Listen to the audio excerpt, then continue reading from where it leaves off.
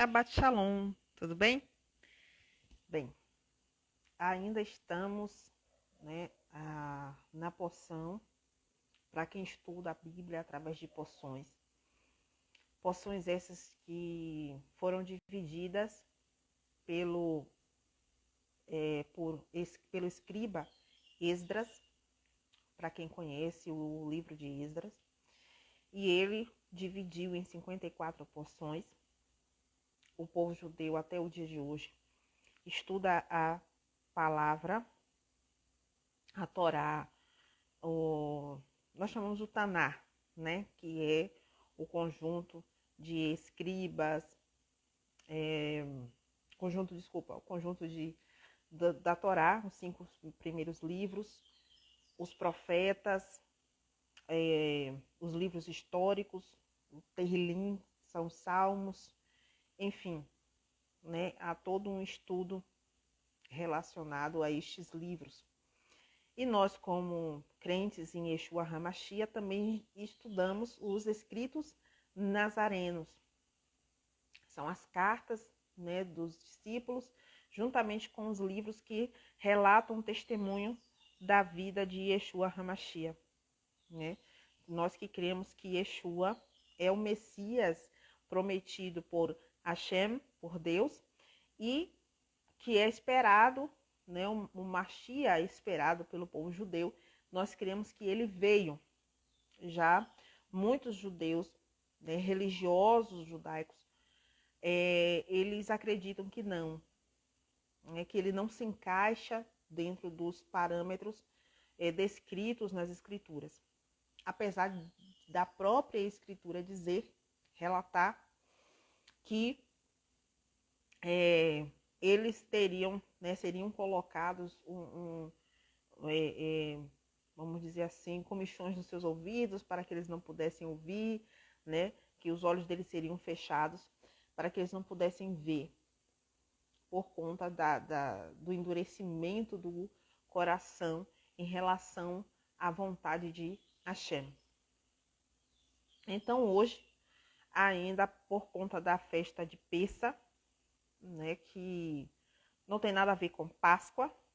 Páscoa é uma coisa, Pessa é outra totalmente diferente, apesar de na Páscoa ser lembrado também da ressurreição de Cristo por muitos cristãos, mas a Páscoa também está relacionado com alguns costumes pagãos, por exemplo, o ovo de Páscoa, né, que tem a ver com a fertilidade, que está ligada a Deus Asherá, né? Está ligado também com outros costumes pagãos, né? E que, ou como o mitra, que é o pão, o vinho, essas coisas, que não vem ao caso julgarmos aqui neste dia, né? Não vem ao caso. Cada um deve buscar e procurar se atentar às coisas de acordo com a sua consciência. Bem, mas para aqueles que buscam a verdade, sempre teremos a oportunidade de termos a verdade. Shabbat Shalom, minha irmã Gi. Então, observe. Hoje ainda, como estamos estudando a Harimut, e muitas vezes em conjunto com Kedushim, no livro de Levítico, capítulo 18, a partir do verso 1, é dito assim: Disse mais o Eterno a Moisés: Fala aos filhos de Israel e diz-lhes: Eu sou o Eterno vosso Deus. Não farei segundo as obras da terra do Egito, em que habitastes, isso no passado, nem farei segundo as obras da terra de Canaã, para a qual eu vos levo, nem andareis nos seus estatutos. Estatutos, você sabe que está ligado a aquilo que são leis que são determinantes, que você deve cumprir, mesmo que você não entenda, que você não compreenda, mas você deve cumprir. Então, não ande segundo isto. Vocês devem agora abraçar os meus estatutos e os meus mandamentos, porque eu sou o seu Deus. Tá? É interessante que venhamos a compreender que quando Deus tira o povo de Israel do Egito, ele o tira para formar a partir deles um povo sacerdotal, um povo que tenha a capacidade de ligar, né, a este nosso mundo físico ao mundo espiritual, né, e de uma forma que seja a eles como a revelação de Deus na terra. E ele tira esse povo de um estado de escravidão, onde eles não tinham a oportunidade de vivenciar uma fidelidade a Deus, porque eles eram obrigados a servir a Faraó. Eles eram obrigados a vivenciar a ser servos daquele sistema. E Hashem vai tirar eles com o braço forte, mão estendida, ou seja, com feitos extraordinários, acima da natureza, acima daquilo que seria natural. Este povo sai, chega ao Sinai, né?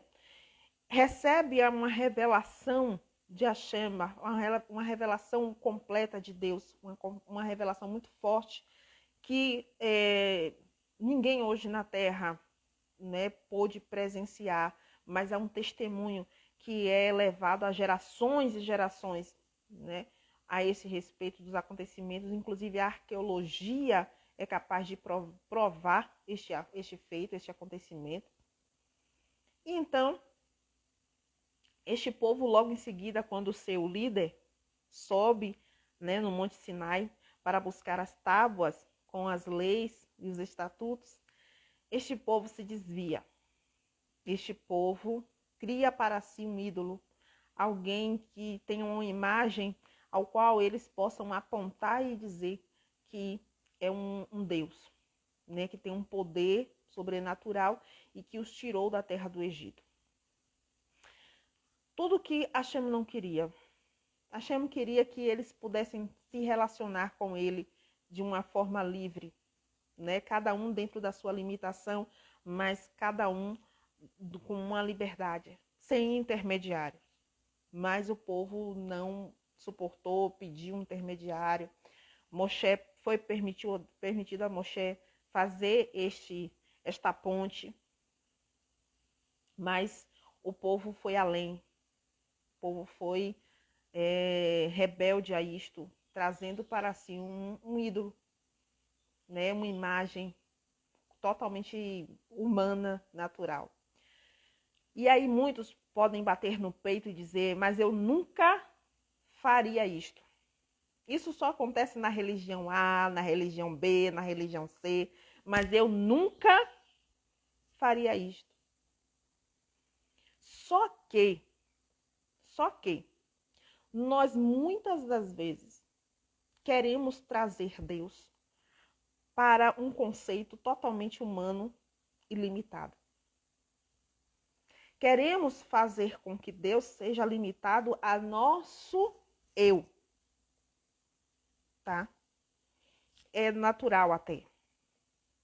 É uma coisa humana. Eu só consigo acreditar naquilo que meus olhos veem. É o exemplo de Tomé, discípulo de Yeshua. Eu não posso acreditar nisso a não ser que eu toque nas feridas dele. Entendeu? Então, assim, é algo que está dentro de nós, a incredulidade, tá? Tanto que é uma luta constante conosco mesmo, de lutar contra esta incredulidade, de saber que Deus, como disse Yeshua, como disse Jesus Cristo, Deus é espírito, é ruah, é um mover, mas ele move todas as coisas. Shalom, Nanda. Que o Eterno te abençoe.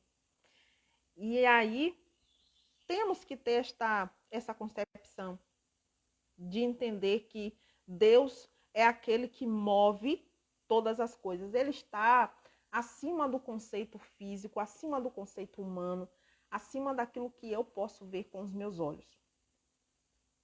E aí Deus vai falar o seguinte: não fareis segundo as obras da terra do Egito, ou seja, os costumes daquele lugar, a forma de pensar daquele lugar, a forma de agir daquele lugar. Vocês não farão, tá? E também para não andarás segundo as obras da terra de Canaã. A terra de Canaã é a mesma terra de Israel, tá?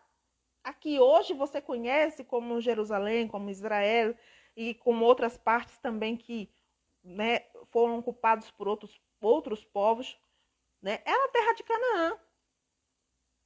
Então, se Deus estava falando da terra ao qual ele estava dando para o povo de Israel, como é isso de não andar conforme a terra de Canaã? Será que Deus não estava falando da terra física?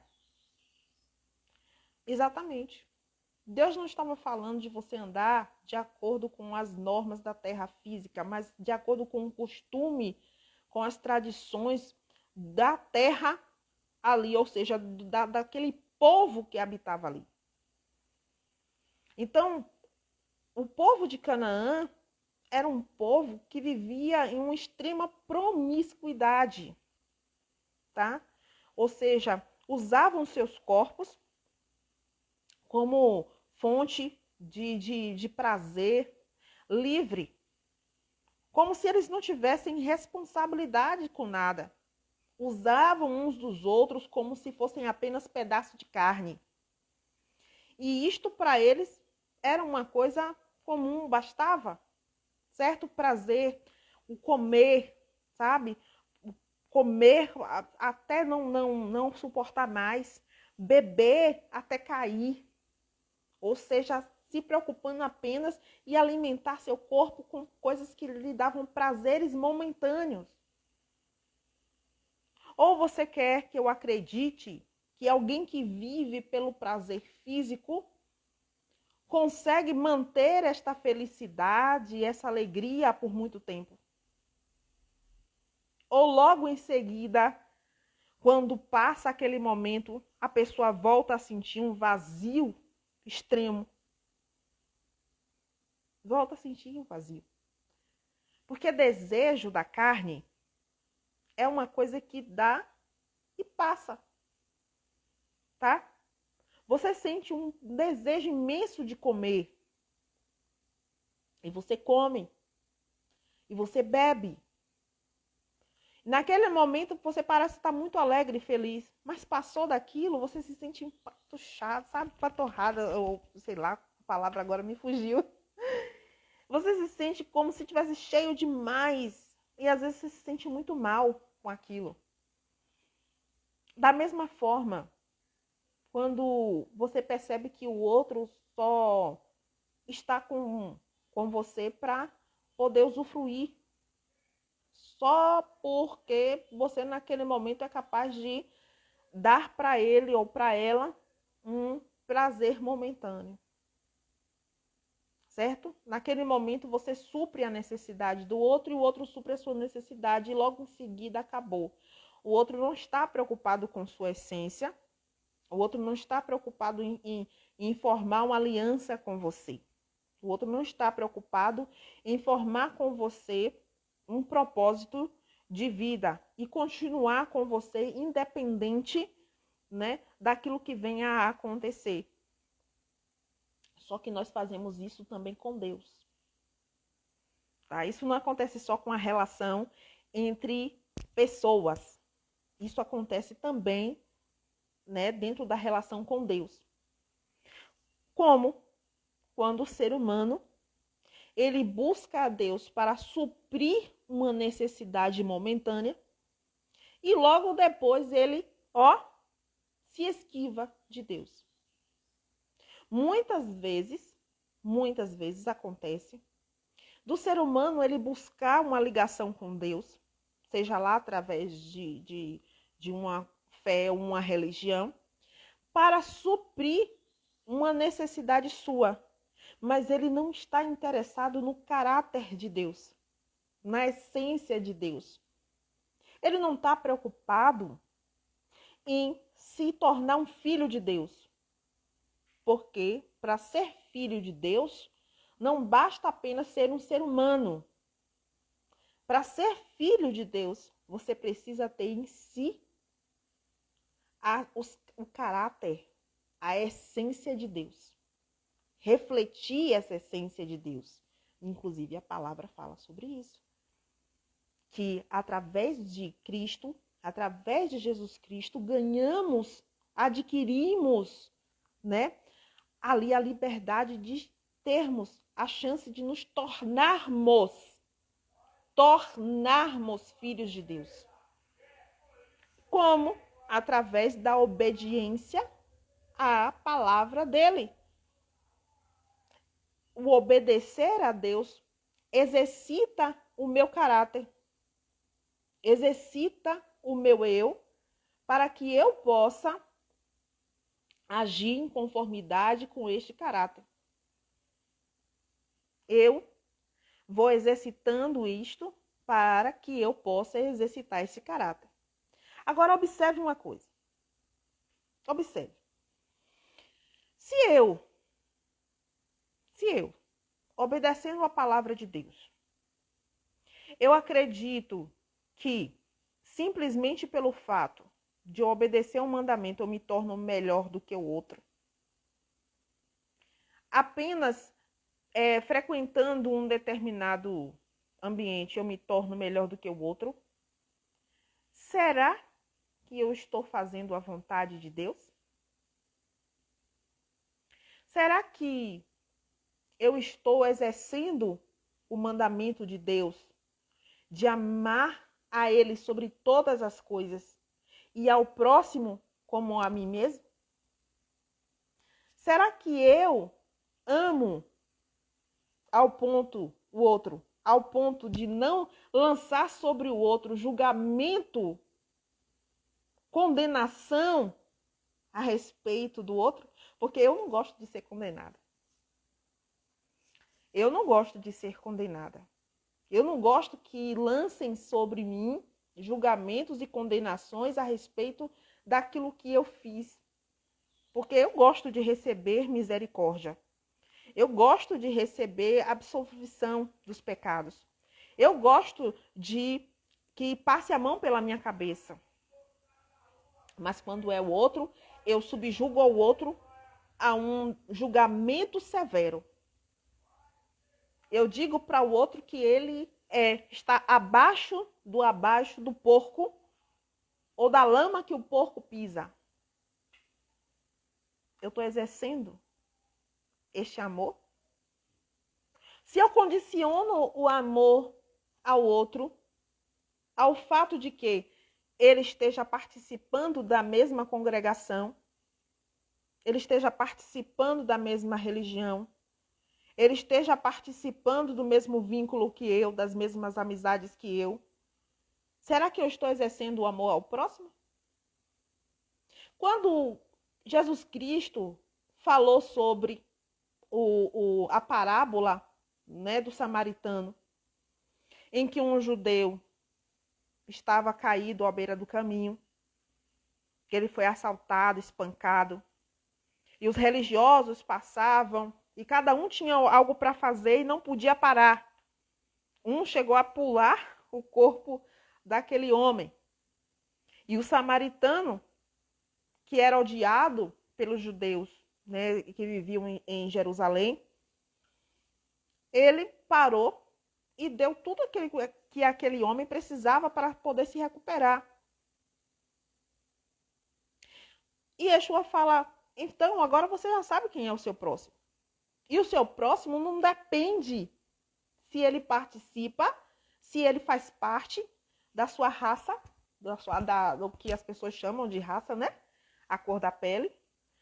Então, se ele tem a mesma cor da pele sua, se ele participa do mesmo ciclo social, se ele participa da mesma religião, se ele participa do seu ciclo de amigos, o seu próximo não é este. O seu próximo é aquele que precisa da sua ajuda no momento. O seu próximo é aquele que está diante de você e que precisa de você. Independente de qualquer coisa. Se você só chama de irmão aquele que concorda com você, se você só ama aquele que te ama. Se você só tem coisas boas a oferecer a quem te oferece coisas boas, grande coisa tem isso. Até os maus conseguem fazer isso. Grande coisa. Mas o conceito de Deus, o caráter de Deus nos eleva muito mais. Ele nos ensina um amor acima de todas as coisas. Paulo nos diz, considere o outro superior a você. Considere sempre o outro, mesmo que o outro esteja errado e você saiba que o outro está errado. Mas considere-o como maior. E Cristo nos diz o motivo disso. Ele diz que o maior no reino é aquele que serve e não quem é servido. Entende? Então, há uma diferença entre o conceito que Deus transmite e o conceito que nós, seres humanos, queremos entender. Porque toda vez que o ser humano pega a palavra de Deus para fundamentar o seu egoísmo, o meu eu, para testificar de que eu estou certa e que o outro está errado, tem algo errado nisso. Isso está ligado ao meu ego. Porque eu preciso me reafirmar no outro. Certo? Ou seja, para que eu esteja certa, alguém tem que estar errado. Para que eu venha a vencer, alguém tem que perder. Para que eu possa me sentir bonita, tem que ter um feio. É conceito humano do ego. Cada um tem a sua particularidade. E cada um deve ser respeitado dentro da sua particularidade. Foi por isso que Deus fez as pessoas com características diferentes, para que nós pudéssemos entender que, apesar do mundo material ter características diferentes, todo este mundo, ele subsiste e existe por conta de um único Deus. E o amor é que Deus, ele faz com que todos sejam agraciados e abençoados por ele, independente. Mesmo aqueles rebeldes que não aceitam, não querem compreender, não querem buscar e não querem conhecer a Deus, mesmo a estes, Deus abençoa. Então, se eu quero, eu digo, fulano de tal, por não estar seguindo isto e aquilo, ele vai para o inferno. Fulano de tal, por não ser assim, assado, vai passar por isso e aquilo. É algo pesado. Você quer se tornar, quer julgar no lugar dos céus, quer julgar no lugar de Deus. Não é assim. Nós podemos até reconhecer e fazer separação entre o certo e errado. E podemos falar sobre esta separação. Porque nós sabemos e nos foi revelado isso através das Escrituras. Mas nós não podemos julgar no sentido de condenar a ação do outro.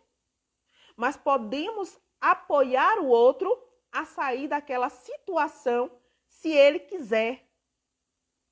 Se ele estiver disposto a mudar, a sair, a melhorar. Porque nem forçar nós não podemos. A função de convencer alguém é através da própria força de Deus, através do seu Ruach, do poder de Deus ativo. Então, Deus faz essa distinção. Lá, eu quero que vocês possam ter, né, dentro da sua casa um costume ativo de pegar as escrituras e fazer uma leitura, sabe, bem criteriosa. E você vai perceber em muitos trechos algo sobre esse conceito de separação, santidade, porque a palavra kadosh, santo, ela tem a tradução de separado, né? Ou seja, ser diferente do sistema do mundo. Eu hoje falava com o meu marido sobre a tentação de Yeshua, a tentação de Jesus Cristo, e eu falava com ele a este respeito, de que Satã oferece a Jesus Cristo não o planeta, mas ele oferece o sistema do mundo, tá? E este sistema do mundo, ele leva as pessoas à ignorância em relação a Deus. Porque tudo que Satã, o trabalho dele, aliás, é distorcer para que o ser humano nunca consiga alcançar o conhecimento de Deus. Certo? E isto é algo que nós devemos prestar atenção.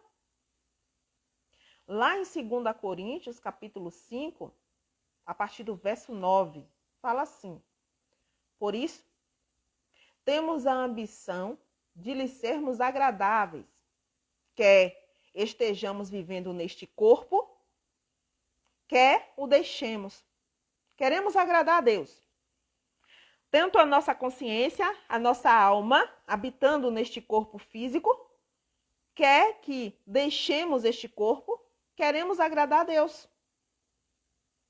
Portanto, verso 10, porquanto todos nós deveremos comparecer diante do tribunal de Cristo, a fim de que cada um receba,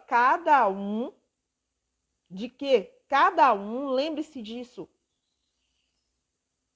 Lembre-se disso. Cada um receba o que merece em retribuição pelas obras praticadas por meio do corpo, por meio deste corpo físico, porque a minha alma, a minha consciência só exerce uma obra, uma prática neste mundo através do corpo. Eu preciso do corpo. Depois que eu morro, acabou.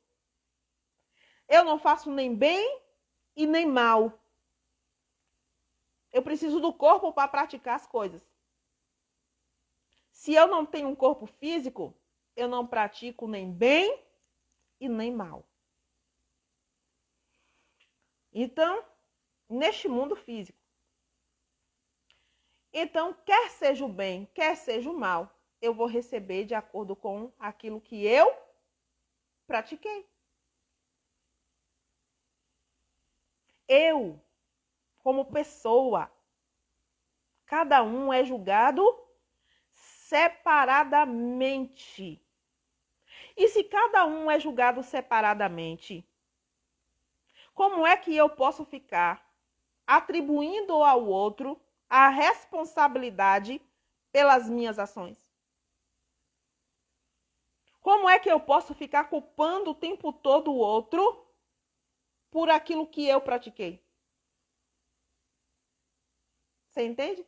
Como é que eu posso chegar a dizer o seguinte: olha, eu gritei, bati, xinguei, fiz a picuinha, fiz escândalo, porque o outro fez isto ou aquilo comigo? Por que eu vou dizer isso? Eu agi em conformidade com a minha própria natureza. Eu fiz de acordo com aquilo que eu sou de verdade.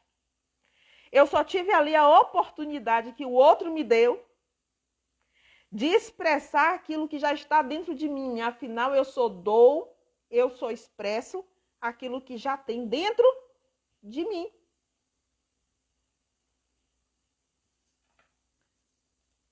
Deus diz em Êxodo 34, a partir do verso 14. Jamais adorarás nenhum outro Deus, porquanto eu, Senhor, cujo nome é zeloso, é de fato Deus e Deus zeloso. Também te convide e comas dos teus sacrifícios. E escolha esposas para teus filhos dentre os filhos deles. Quando elas se prostituírem, segundo os seus deuses, poderão levar seus filhos a se prostituírem também.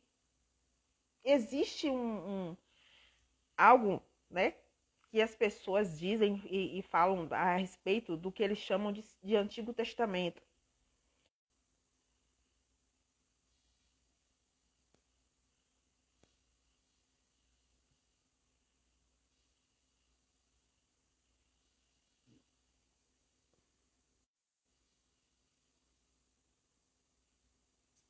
Deu uma parada aqui. Então, eu falava aos filhos de Israel para que não se casassem com mulheres de outras nações. E eles não tivessem um relacionamento com mulheres de outras nações. Ele proibia. E aqui ele está explicando por quê. Normalmente, as mulheres, e até os dias de hoje, na sua maioria, acontece desse jeito, que a mulher ela acaba educando os seus filhos. E como mulheres que têm um costume, dentro de um pensamento, um conceito idólatra, um conceito distorcido, né? Ela vai criar os seus filhos nesse mesmo costume. E Deus estava dizendo para os filhos, para os homens de Israel, vocês não podem se casar com estas mulheres. Porque senão, todo o trabalho que eu estou tendo com vocês hoje, de me revelar para vocês, de mostrar para vocês quem eu sou, vai tudo por água abaixo. Tem outra palavra que fala assim, ó, as más companhias, né? Elas pervertem os bons costumes. Se você andar com uma pessoa que pratica coisas erradas, você vai acabar praticando. Se um homem se casa com uma mulher de comportamento errado, ela também vai,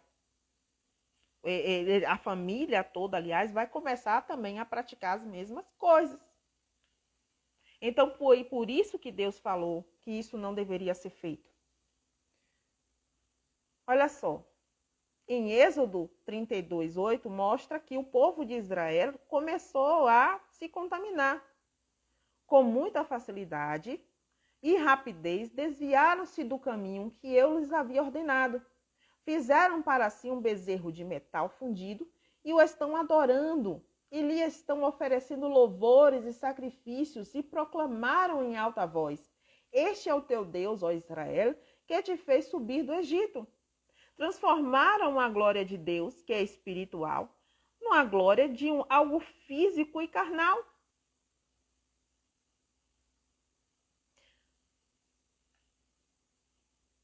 Lá é dito, deixa eu abrir aqui,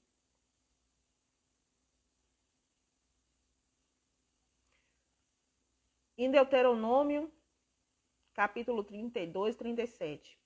Então, bradará o Senhor, agora, onde estão os seus deuses, a rocha em que depositaram sua confiança e buscaram refúgio? Deus vai perguntar. Onde é que vocês andam buscando o seu refúgio? Aonde é que está a sua confiança? Aonde é que está a felicidade do ser humano? Aonde é que o ser humano tem buscado vida? Aonde é que o ser humano tem depositado as suas esperanças? O Cristo, o Mashiach, Jesus Cristo, em que as pessoas tanto levantam as mãos e dizem que o seguem, que estão servindo, ele disse para Pilatos: o meu reino não é deste mundo. Mas o ser humano vive buscando exatamente vivenciar o reino deste mundo. E o reino deste mundo, o sistema deste mundo é governado por quem? Quem governa o sistema deste mundo? Senão aquele que tenta distorcer a presença de Deus. Senão aquele que governa a mentira, o erro, o engano. Satã e todo o seu sistema faz com que o ser humano se agrade em parecer, enquanto Deus nos ensina a ser. Deus não permite que o ser humano tenha uma falsa mudança de caráter. Deus não permite ao ser humano ter uma falsa aparência de bondade. E não existe bondade onde eu seja bom e o outro seja ruim. Quando eu peso o outro com uma medida de ferro e coloco para mim uma medida de misericórdia, isso não é amor e isso não provém de Deus. Imagine se Deus, a quem eu digo que sirvo, se ele fosse medir a mim, se ele fosse medir a você, de acordo com as nossas obras, será que iríamos resistir? Se Deus fosse nos pesar com o grau de severidade com que pesamos o outro, será que iríamos resistir? Será que conseguiríamos seguir em frente? Mas como eu estava dizendo para uma irmã,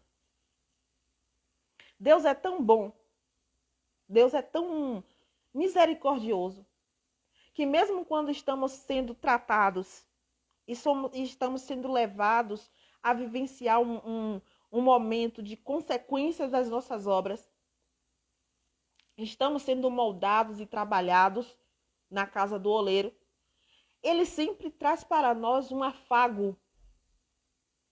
Ele sempre traz para nós a expectativa de que isto vai passar. Você não está sozinho. Eu estou aqui com você. Você vai superar tudo isto. Por quê? Por quê? Para que você se mantenha de pé. Jó, no momento em que ele estava vivendo a pior parte da sua vida, em todos os momentos, Deus não permitiu que ele desfalecesse. Estava ali com ele o tempo todo, acompanhando até o limite de Jó. Para quê? Para formar nele aquilo que Deus queria que fosse formado. E para que ele pudesse obter a verdadeira fé, fidelidade que ele precisava ter diante de Deus. Levanta-se, Jó, e se põe como homem diante de mim, e eu vou falar com você. Neste momento, Jó começa a perceber quem é Deus. Então, em todo momento, Deus age com misericórdia, sabendo que toda a minha experiência humana, ela está carregada com uma coisa chamada ignorância. Por quê? Porque nós não temos como saber tudo. Não temos a capacidade de ter uma total revelação de Deus. Estamos procurando Deus às apalpadelas, buscando como ouro, como prata, como algo muito precioso para nós, mas estamos buscando as apalpadelas. Sabendo que no caminho, querendo ou não, o homem vai falhar, o homem vai cair, o homem vai se submeter à sua fraqueza humana.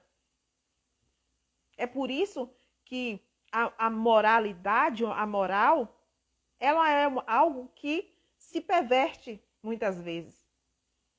Mas o caráter não. O caráter é a forma como você reage ao seu próprio erro. Quando você erra, você admite que erra e você assume as consequências do seu erro, você tem caráter. Mas quando você tenta de todas as formas camuflar o seu próprio erro, significa que você não tem caráter. É pior do que ser imoral, porque imoral, em um momento ou outro da sua vida, você vai ser. Quer ver? Às vezes você está em um lugar, uma fila de um banco, por exemplo, e você tem a oportunidade de furar a fila. Você vai lá e pede para alguém pagar a conta para você. Você furou a fila, você foi imoral.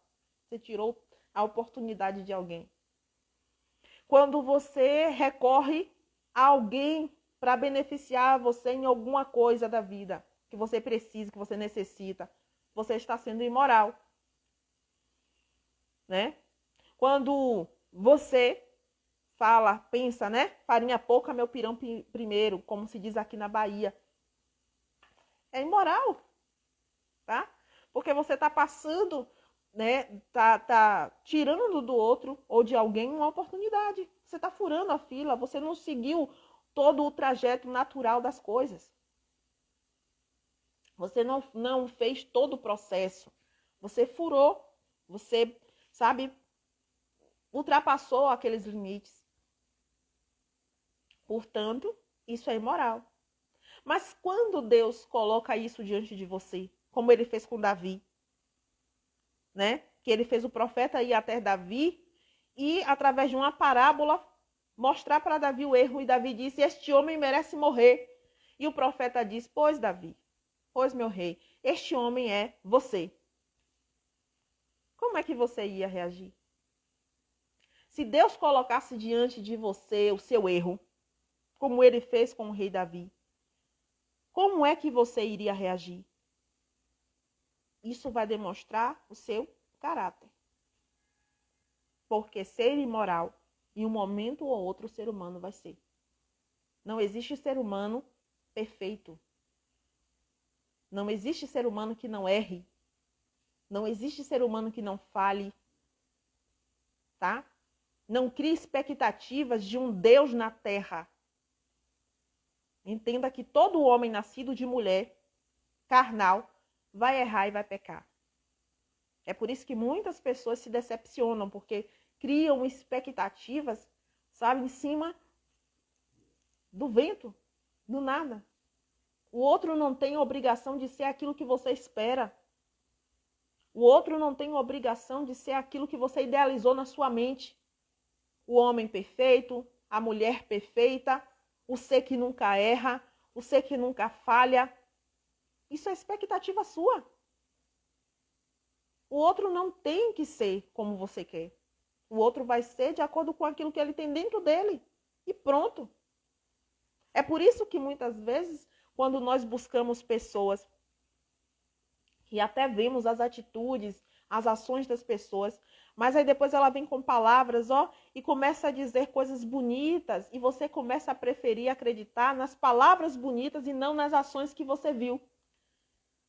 Ou seja, você preferiu a ilusão que foi colocada nos teus ouvidos, ao invés de olhar a realidade da prática.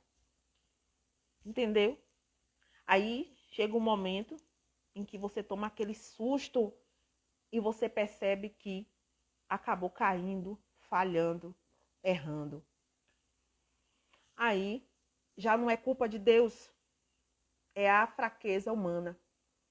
Quando Caim, ele mata seu irmão Abel, né, por sua oferta não ter sido aceita, o fato é que para Caim foi mais insuportável saber que alguém era melhor do que ele, do que o fato de Deus não ter aceitado a oferta. Muitas vezes, o que mais nos incomoda é o fato do outro parecer melhor nos nossos olhos, do que o fato de que eu estou andando errado. Ao invés de examinar a mim mesmo e buscar modificar a mim mesmo dentro das minhas limitações, eu me preocupar em buscar, né, derrubar o outro a quem eu considero melhor do que eu. Essas são as loucuras da psique humana. Né? Infelizmente, nós temos esta inclinação dentro de nós causada pelo erro, pela carne, pelo pó ao qual nós temos que habitar, que é este corpo físico. Então, nós costumamos a refletir no outro as expectativas que tem dentro da nossa mente, como se nós pudéssemos espelhar num papel aquilo que nossa imaginação é capaz de criar. E como se o outro fosse essa página de papel, sabe? Essa folha em branco em que eu vou desenhando e formando para mim.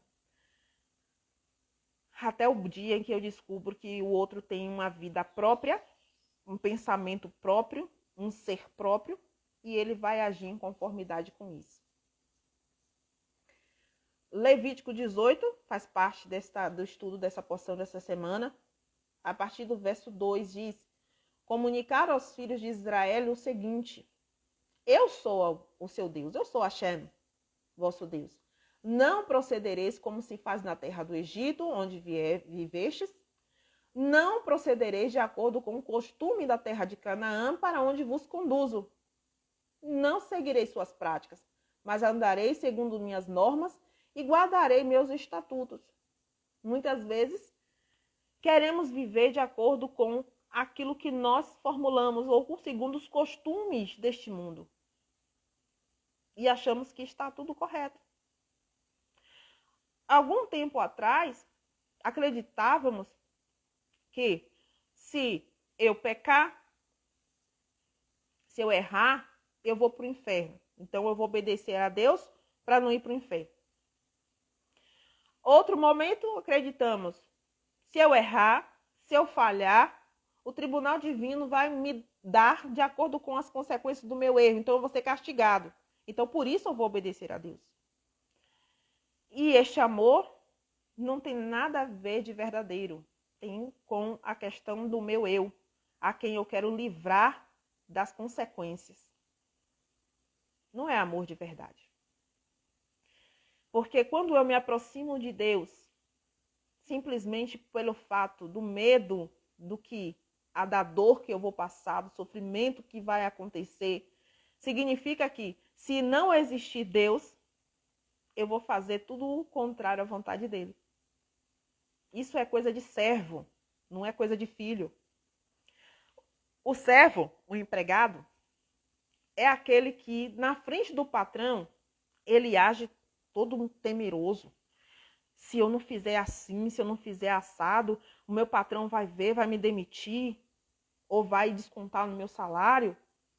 Então eu vou fazer tudo certinho.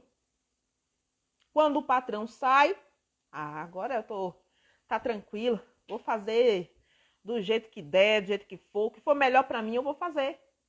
Este é o servo. O filho é diferente. O filho, ele entende o caráter do pai. Ele se vê no caráter do pai. E ele é próprio deste pai. Então ele vai agir independente da presença do pai ou não. Apesar de que Deus está o tempo todo diante de nós. O tempo todo Deus está diante de nós.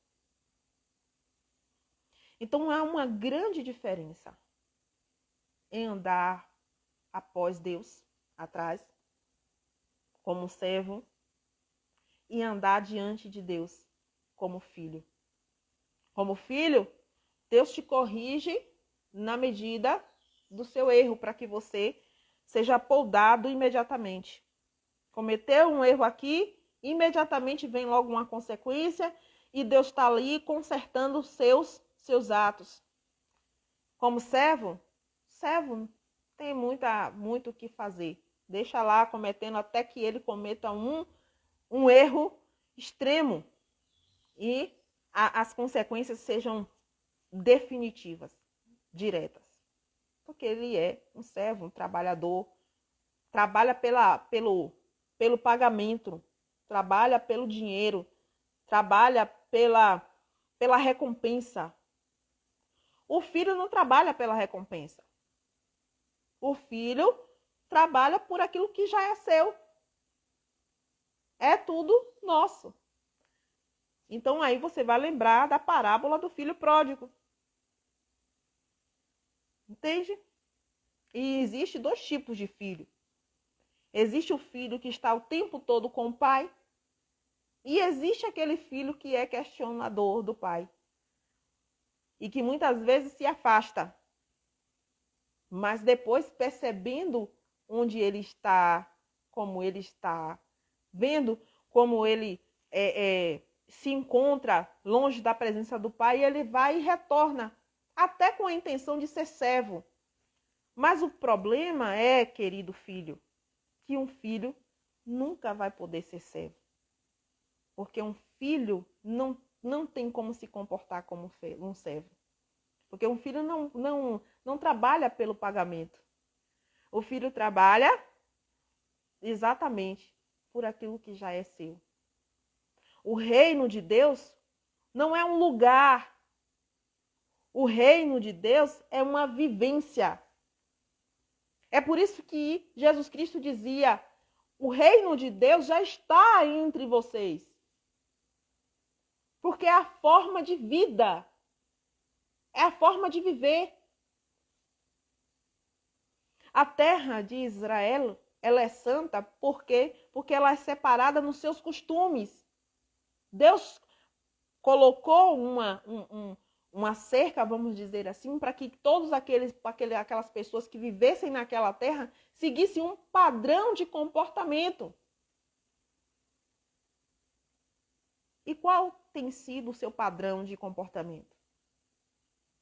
Competitivo? Querendo derrubar uns aos outros? Destrutivo? Querendo destruir qualquer um que atravesse o seu caminho?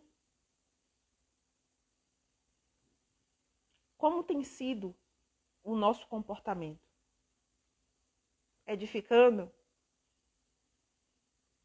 Tentando levantar quem está caído? Suprindo a necessidade daqueles que necessitam de alguma coisa? Buscando dar ao outro o amor ao qual você pode ceder naquele momento? Tendo misericórdia de todos aqueles que erram, que falham, que estão deprimidos? Então o reino do céu chegou até você. Mas se você anda daquele outro jeito, é sinal de que o reino ainda está distante. A questão é a minha escolha. A questão é aquilo que eu quero fazer para poder alcançar esse reino. Ezequiel 23:8. Ela decidiu não abandonar a sua vida promíscua e libertina iniciada no Egito. Desde a primeira juventude, conheceu muitos homens e deitou-se com todos que a seduziram. Estes acariciavam seus seios virgens e a envolveram em suas práticas idólatras, corruptas e devassas. Isto é Deus falando a respeito de Israel, comparando Israel a uma mulher, porque sempre fez isto. E falo como se Israel não tivesse abandonado todos os costumes que tinham no Egito, né? E muitas vezes o que nós temos mais dificuldade de fazer é abandonar as práticas. Então, muitas vezes não adianta simplesmente falar sobre a religião A, a religião B, a religião C, se está certo, se está errado. Isso não é importante. A questão é saber se você abandonou as antigas práticas. Se você tem buscado conhecer o caráter do teu pai e viver de acordo com o caráter do teu pai. Se você tem buscado vivenciar uma vida realmente de retidão ou não. E muitas vezes, para vivenciar essa vida de retidão, temos que desagradar a minha carne. Ou dar para a minha carne apenas o suficiente. Porque também Deus não quer que você saia por aí se mutilando. Mas Deus quer que você se controle nos seus desejos. Porque o desejo faz parte da carne do homem. Mas o controlar esses desejos faz parte da minha alma, da minha consciência divina. Mas isso não me faz melhor do que ninguém. Porque cada um sabe a luta que passa, a dor que passa. né? A vivência que passa. Cada uma vida tem um contexto, tem uma história. É aquela questão, você não pode calçar o meu sapato e eu não posso calçar o seu. Você não pode adivinhar as minhas lutas, nem as internas e nem as externas. E eu também não posso adivinhar as suas.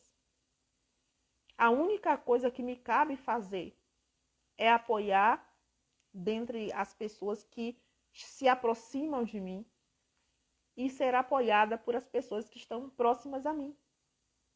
E um vai ajudando o outro na travessia desse deserto, até que chegamos ao cume do monte, que é estar junto com Cristo naquele grande dia.